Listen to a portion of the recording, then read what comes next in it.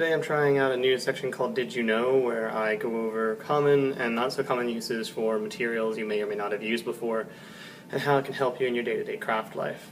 Let me know what you guys think. If you're interested, if you want to see more of these, if you have a material you'd like to hear about, I'll be doing tools or materials. So today's is sandpaper. Obviously everyone's used sandpaper, but it has a lot more uses than you might think.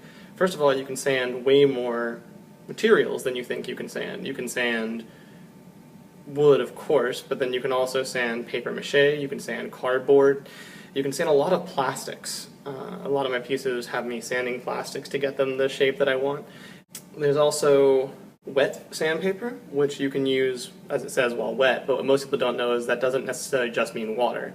So you can use it with water to sand, say, stone, for instance, but you can also use it with oil. And you'd want to use it with oil to sand anything really that's oil-based. If you sand plastic or polyurethanes and you use oil instead of water, you'll get much less of that whitening effect that's so unpleasant and makes it so unsuccessful. So you can use this in order to sand those materials to a nice finish. Polyurethane, for instance, if you sand it with oil as the final coat and then you wipe the remaining oil off, it actually creates a very nice natural looking finish. Not that high shine that you're used to from the gloss, but not the misty color that you're used to from the matte. It's a really nice in between where it's almost invisible. It looks almost identical to the base wood. Now you wouldn't normally put polyurethane on nice wood, but for example, I'll be doing a project later this month where I use polyurethane on wood because I want to make the wood waterproof to use it as a vase. Now in that application I'm not going to be able to use the sandpaper because I have certain areas that I can't reach with the sandpaper, and so it makes an inconsistent finish, so I don't end up using it. But it is a really nice finish, and it is something you could use on any flat finish project you have, like say a kitchen table. So you could do a nice wooden kitchen table, polyurethane finish, and then sand with a high grit, like 500, 600 grit wet sandpaper and oil, and get a really fantastic finish on it. Kinds and applications of sandpaper. We're all familiar with the regular type of sandpaper, and you just sand with your hand, but the other options you have, of course, are a series of different power sanders. There's the rectangular power sanders, which vibrate. Those are a good finishing sander. The spinning power sanders take off a lot more, but they're a lot less delicate, so you might want to use that as an in-between, like a shaping mechanism. And belt sanders. Belt sanders are amazing for shaping projects and controlling the way something grinds down, but of course you have to have room for a standing or bolted belt sander.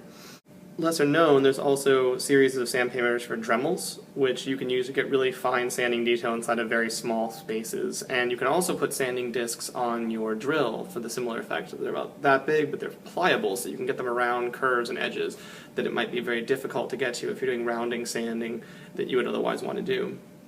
Also, you can stick sandpaper on blocks, which is either buying a sandpaper block at the store or just wrapping some sandpaper across the block to get an even sand, which stops you from rounding corners and giving you nice, sharp, bright corners when you're sanding. Another kind of sandpaper people don't know very much about is plaster sandpaper. This looks like a mesh, and it comes in 2 or 3 inch by 5 inch sheets, and you can find it in the painting section of your local hardware store. If you're going to be sanding plaster, it's pretty much the only way to go because it stops the plaster, especially if it's wet plaster.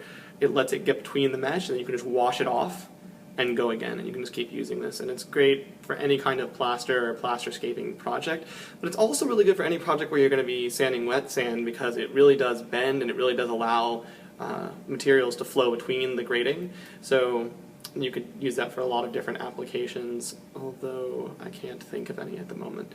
So I think that's going to about do it for Did You Know Sandpaper. If you have any additional sandpaper tips, leave them below.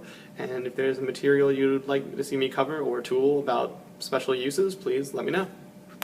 And as always, if this has been a rewarding use of your time, please like, subscribe, or share to make sure it's a rewarding use of my time. My name is Michael, and this has been Did You Know?